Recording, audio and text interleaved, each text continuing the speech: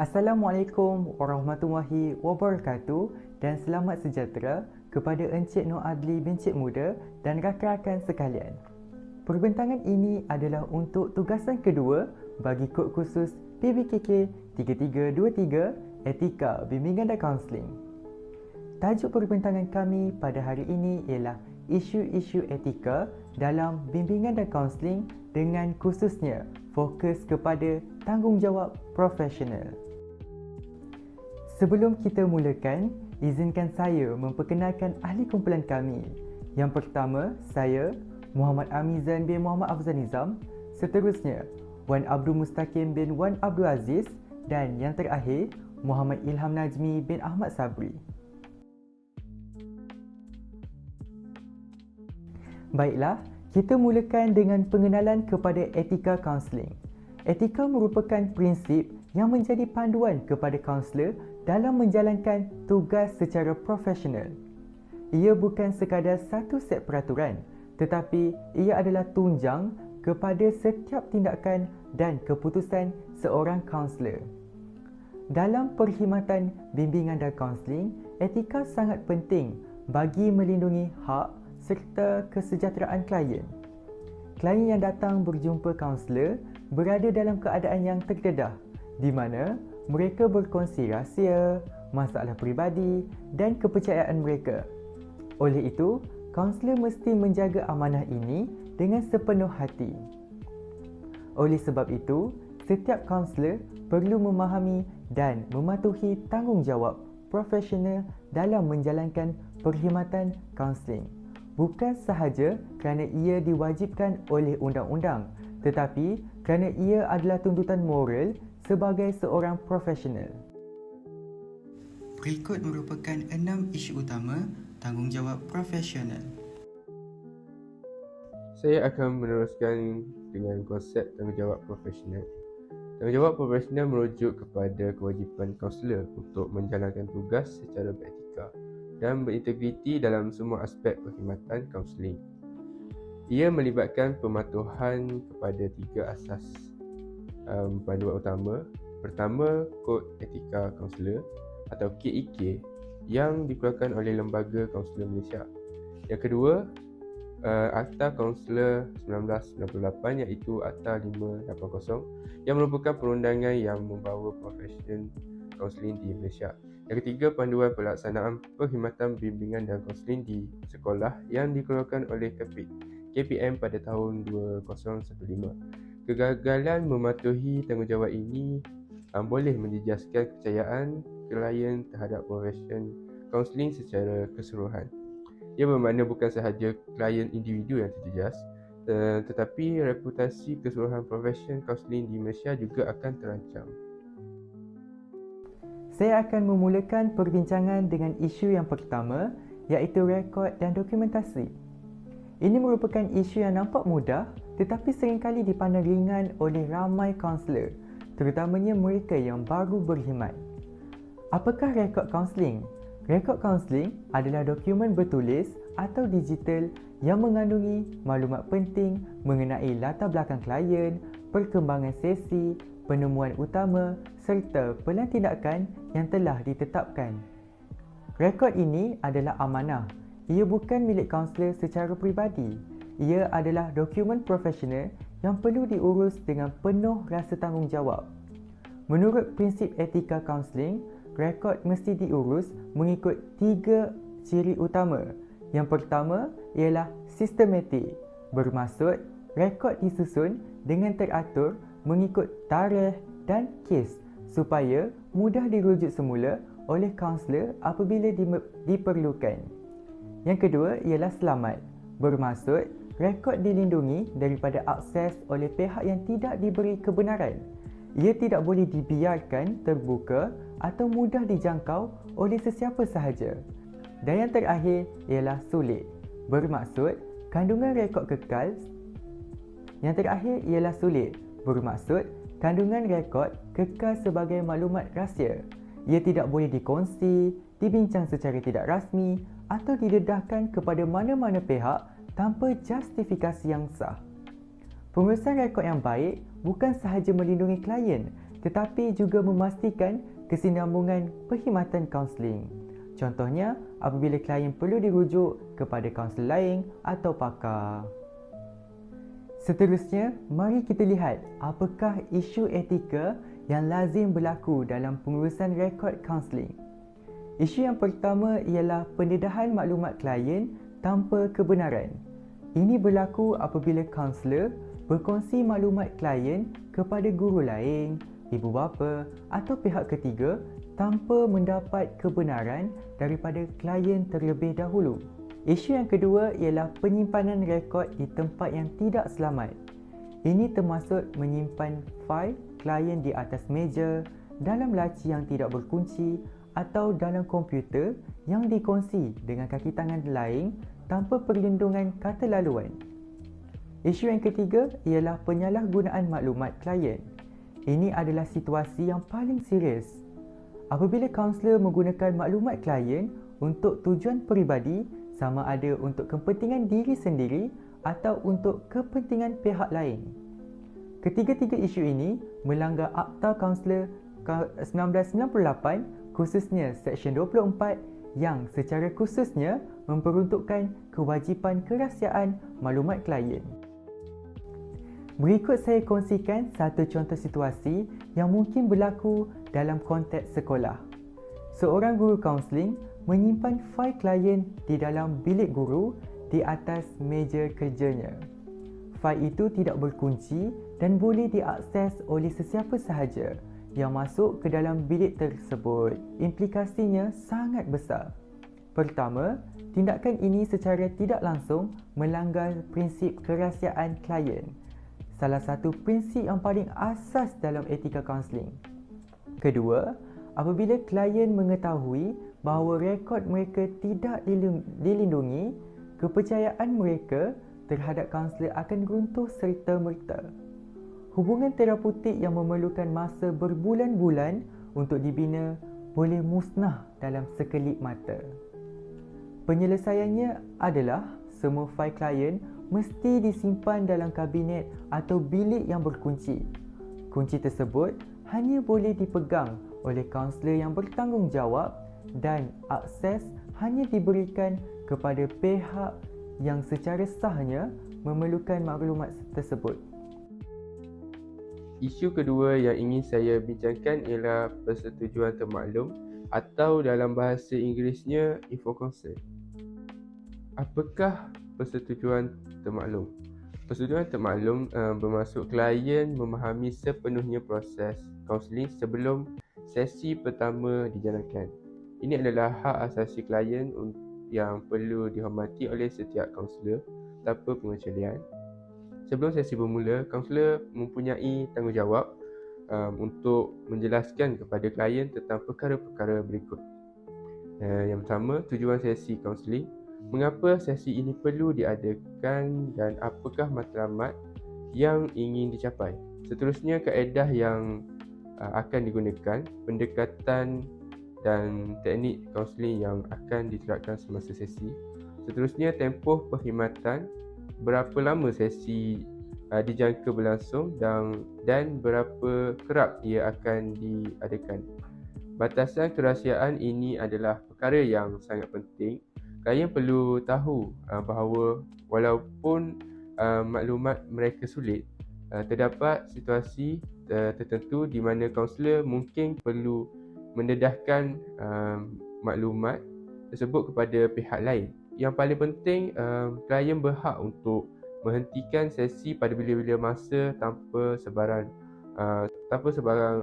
tekanan atau paksaan daripada kaunselor.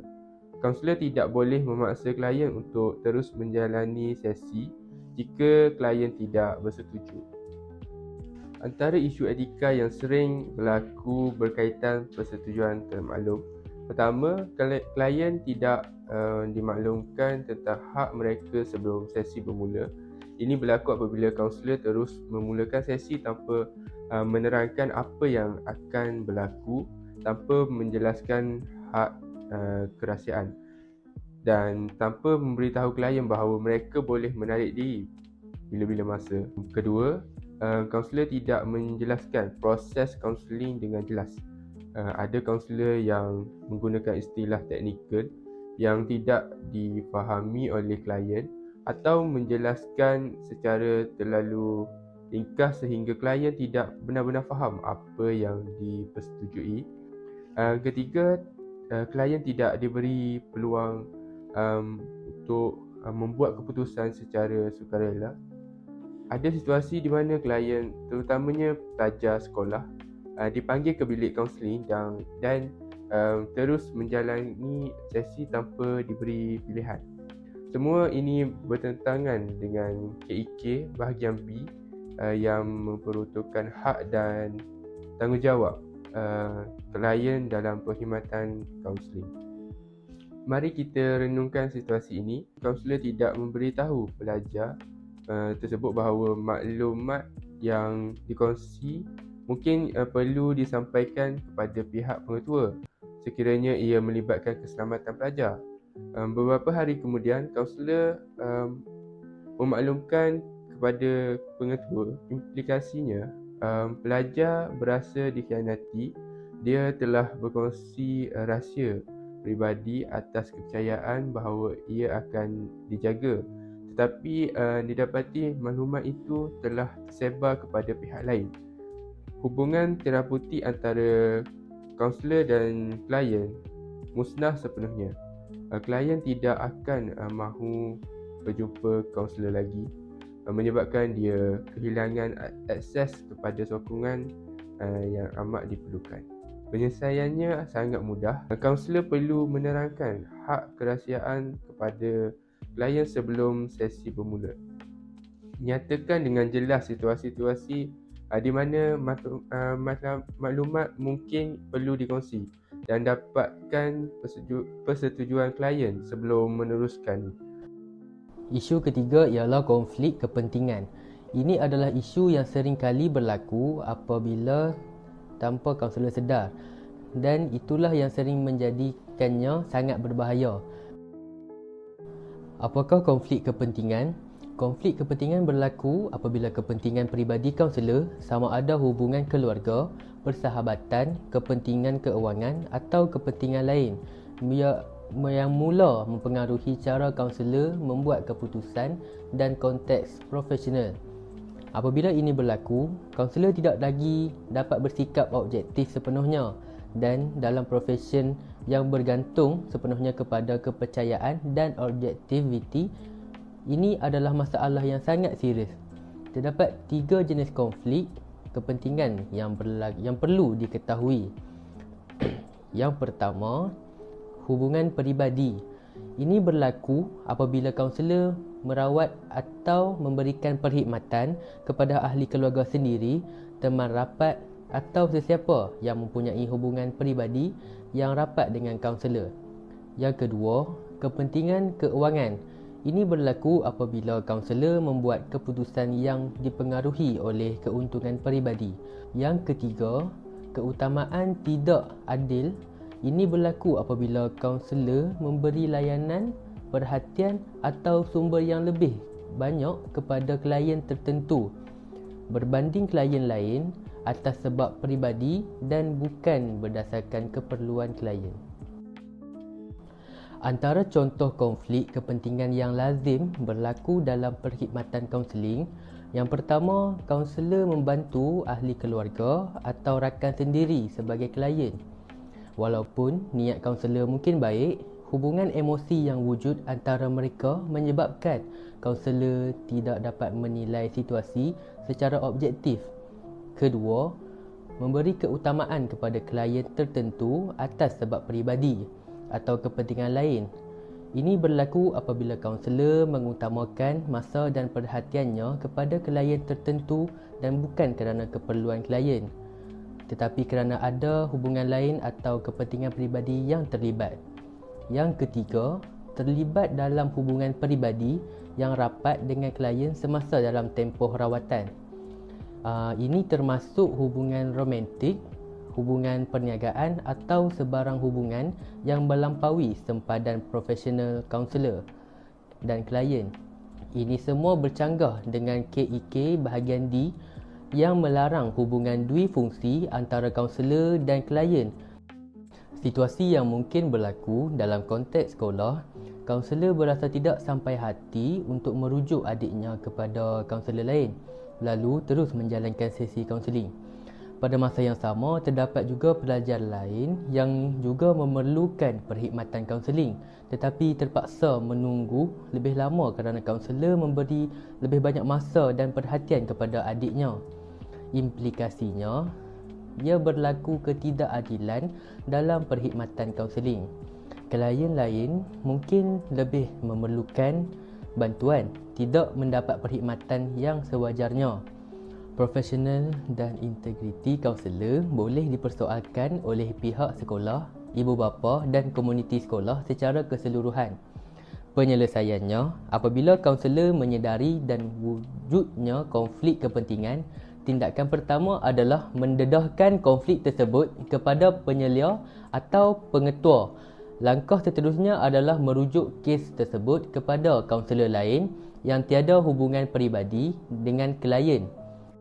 Seterusnya, saya akan membentangkan isu yang keempat, iaitu penggunaan teknologi. Teknologi kini memainkan peranan yang semakin penting dalam perkhidmatan kaunseling. Sesi kaunseling tidak lagi terhad kepada pertemuan bersemuka sahaja. Ia boleh dijalankan dari mana-mana sahaja, pada bila-bila masa, melalui pelbagai platform digital. Penggunaan teknologi dalam kaunseling memudahkan akses kepada perkhidmatan, terutamanya bagi klien yang tinggal jauh, tidak berupaya hadir secara fizikal atau memerlukan bantuan segera dalam situasi kecemasan. Terdapat 3 jenis utama penggunaan teknologi dalam kaunseling. Yang pertama ialah e-counselling, bermaksud sesi kaunseling dijalankan secara atas talian melalui platform video seperti Zoom atau Google Meet. Ini membolehkan kaunselor dan klien berinteraksi secara langsung walaupun berada di lokasi yang berbeza.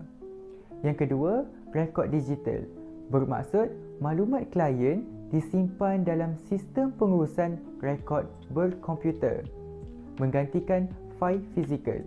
Walaupun ini memudahkan penyimpanan dan pencarian semula maklumat, ia turut membawa risiko keselamatan data yang perlu diurus dengan teliti.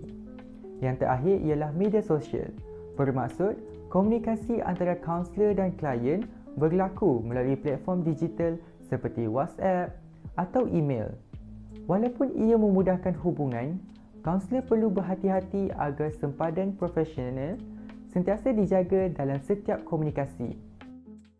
Antara isu etika yang mungkin berlaku berkaitan penggunaan teknologi dalam perkhidmatan kaunseling ialah yang pertama, kebocoran data klien akibat sistem digital yang tidak dilindungi dengan sewajarnya. Ini berlaku apabila kaunselor menyimpan maklumat klien dalam sistem atau peranti yang tidak mempunyai perlindungan yang mencukupi, menyebabkan maklumat sensitif tersebut mudah dicapai oleh pihak yang tidak berkenaan. Yang kedua, keselamatan sistem digital yang tidak terjamin seperti penggunaan kata laluan yang terlalu mudah dan ketiadaan inskripsi data. Kaunselor yang tidak mengambil langkah-langkah asas keselamatan digital ini sebenarnya telah membuka ruang kepada pihak luar untuk mengakses maklumat klien tanpa sebarang halangan. Dan yang ketiga, penyalahgunaan maklumat klien yang disimpan dalam format digital. Ini berlaku apabila maklumat klien yang sepatutnya digunakan untuk tujuan kaunseling sahaja digunakan untuk tujuan lain oleh kaunselor sendiri atau dikongsi kepada pihak ketiga tanpa kebenaran klien. Kesemua isu ini tertaluk di dalam Akta Perlindungan Data Peribadi 2010 atau PDPA yang mewajibkan setiap individu yang menyimpan data peribadi orang lain untuk melindunginya dengan sewajarnya pada setiap masa. Berikut saya kongsikan satu contoh situasi yang mungkin berlaku dalam konteks sekolah. Maklumat sesi kaunseling untuk beberapa orang pelajar disimpan dalam komputer pejabat yang dikongsi oleh beberapa orang guru. Komputer tersebut tidak dilindungi dengan sebarang kata laluan, membolehkan sesiapa sahaja yang menggunakan komputer itu membuka dan membaca rekod kaunseling pelajar-pelajar berkenaan dengan mudah. Pada pandangan pertama, mungkin ini kelihatan seperti kecuaian kecil sahaja, tetapi implikasinya sangat besar. Pertama, maklumat klien mudah diakses oleh pihak lain yang tidak berkaitan, seperti guru mata pelajaran, pekerja pentadbir, malah pelajar lain yang turut menggunakan komputer tersebut. Kedua, tindakan ini secara langsung melanggar prinsip kerahsiaan dan tanggungjawab profesional kaunselor. Klien yang mempercayai maklumat peribadinya berhak untuk mengetahui bahawa maklumat tersebut dijaga dengan selamat dan tidak boleh dicapai oleh pihak lain. Penyelesaiannya adalah gunakan kata laluan yang kuat untuk semua sistem yang menyimpan maklumat klien. Laksanakan inskripsi data bagi memastikan maklumat tidak boleh dibaca walaupun berjaya dicapai. Kita beralih kepada isu kelima, iaitu rujukan klien. Apakah rujukan klien? Rujukan klien adalah proses di mana kaunselor mengenal pasti bahawa masalah yang dihadapi oleh klien berada di luar bidang kepakaran atau skop perkhidmatannya. Lalu mengambil tindakan untuk menghubungkan klien dengan pakar yang lebih sesuai. Ragaian rujukan yang lazim digunakan dalam konteks sekolah adalah seperti berikut. Pada peringkat pertama, guru bimbingan dan kaunseling ataupun GBK. GBK adalah individu pertama yang berinteraksi dengan klien dan menjalankan penilaian awal terhadap masalah yang dihadapi. Seterusnya, peringkat kedua, pakar psikologi klinikal. Jika GBK mendapati masalah klien memerlukan penilaian psikologi yang lebih mendalam seperti gangguan tingkah laku, kemurungan yang teruk atau trauma, klien perlu dirujuk kepada pakar psikologi klinikal. Peringkat ketiga, pakar psikiatri atau doktor. Untuk kes-kes yang memerlukan rawatan perubatan, ubat-ubatan psikiatrik atau pemantauan klinikal yang rapi, rujukan kepada pakar psikiatri atau doktor adalah wajib. Satu perkara yang sangat penting untuk diingati, mereka merujuk bukan bermakna kaunselor gagal ataupun lemah. Sebaliknya, ia adalah tanda kebijaksanaan dan profesionalisme yang tinggi. Antara isu etika yang lazimnya berlaku berkaitan rujukan klien dalam perkhidmatan kaunseling. Pertama, kaunselor enggan merujuk klien walaupun masalah klien jelas memerlukan kepakaran lain. Ini mungkin berlaku kerana kaunselor merasakan dirinya mampu menangani semua jenis masalah atau kerana tidak mahu dilihat sebagai tidak kompeten oleh rakan sekerjanya. Yang kedua, kaunselor cuba menyelesaikan sendiri masalah yang berada di luar bidang kepakarannya. Contohnya, kaunselor cuba memberikan diagnosis psikologi atau menjalankan teknik-teknik terapi khususnya tanpa latihan dan CJ yang sah. Kedua-dua isu ini bercanggah dengan KEK bahagian C berkenaan kompetensi profesional dan hak kepakaran kaunselor, yang menegaskan bahawa setiap kaunselor mesti sedar akan batas kepakarannya. Situasi nyata yang sangat serius, seorang pelajar tingkatan 5 mula menunjukkan tanda-tanda kemurungan yang kritikal. Dia menarik diri dari semua aktiviti sekolah. Prestasi akademiknya mula merosot mendadak dalam masa yang singkat. Dia berhenti bercakap dengan rakan-rakan, namun kaunselor memutuskan untuk terus menjalankan sesi biasa setiap minggu tanpa merujuk perkara pelajar kepada mana-mana pakar. Implikasinya, klien tidak mendapat rawatan yang sesuai dan tepat pada masanya.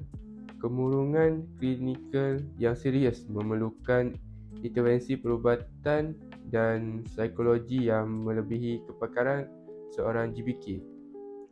Risiko kepada kesejahteraan fizikal dan mental klien meningkat secara drastik dalam kes yang melibatkan ideasi bunuh diri. Kelewatan dalam mendapatkan bantuan pakar boleh membawa akibat yang tidak dapat dipulihkan. Penyelesaiannya adalah jelas. GBK perlu membuat rujukan segera kepada pakar psikologi atau psikiatrik apabila mengenal pasti tanda-tanda yang melebihi kepakarannya. Dan kita telah sampai kepada isu yang keenam dan yang terakhir, iaitu isu integriti profesional. Integriti profesional bukan sekadar satu isu dalam senarai isu etika. Ia adalah asas yang menaungi kesemua 5 isu yang telah kami bincangkan sebelum ini.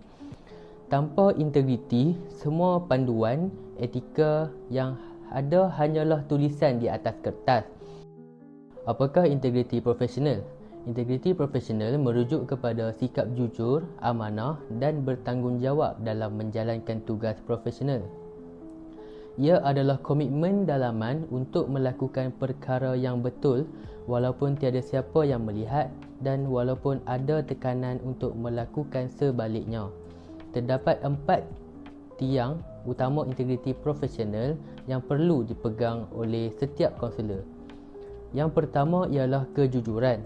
Kejujuran bermaksud semua laporan penilaian dan maklumat yang diberikan oleh kaunselor mesti berasaskan fakta sebenar tanpa sebarang tokok tambah, pengurangan atau penyelewengan.